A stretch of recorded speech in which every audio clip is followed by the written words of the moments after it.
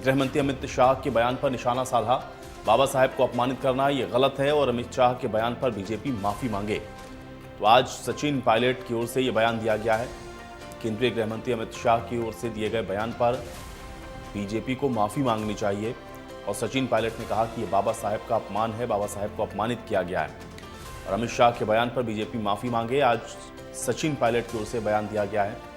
तो बड़ी खबर है, आज सचिन पायलट ने अमित शाह के बयान को लेकर के बीजेपी पर निशाना साधा, गृह मंत्री अमित शाह पर निशाना साधा और ये कहा कि बाबा साहेब को अपमानित करना गलत है और बीजेपी अमित शाह के बयान पर माफी मांगे। ये बात सचिन पायलट की ओर से कही गई है। तो ये बड़ी खबर आप तक पहुंचा रहे हैं, इस वक्त की बड़ी जानकारी है। कांग्रेस नेता सचिन पायलट की ओर से यह बयान दिया गया है और अमित शाह के ऊपर निशाना साधा है। अमित शाह को लेकर के सचिन पायलट ने कहा कि बाबा साहेब को अपमानित करना ये गलत बयान है और इस पर बीजेपी को माफ़ी मांगनी चाहिए।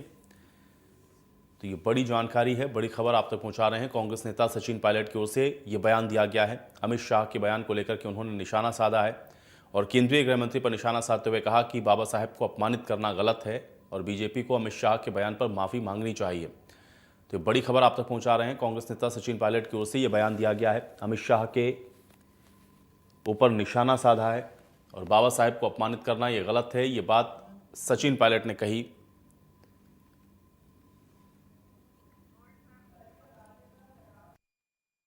आज में धर्म, जाति, भाषा के नाम पर अगर कोई लोगों को बांटना चाहता है तो देश का नुकसान कर रहा है। मैं तो चाहता हूं कि देश में जो हमारी परंपरा है, जो संस्कार, इतिहास रहा, अमन, चैन, भाईचारे, प्रेम का, उसको बरकरार रखना चाहिए।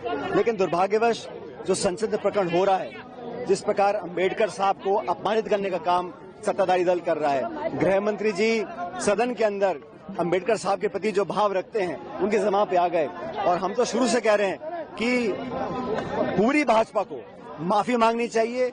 इस प्रकार अंबेडकर साहब जो हमारे संविधान के निर्माता थे, उनके प्रति आप अपमान वाले भाव रखते हो तो देश में ठेस पहुंचे लोगों को। पूरे देश में आज आंदोलन लोग कर रहे हैं। तो ये घमंड और अहंकार का परिचय है जहां पर भाजपा ने इस प्रकार के शब्दों का प्रयोग अंबेडकर साहब के लिए किया।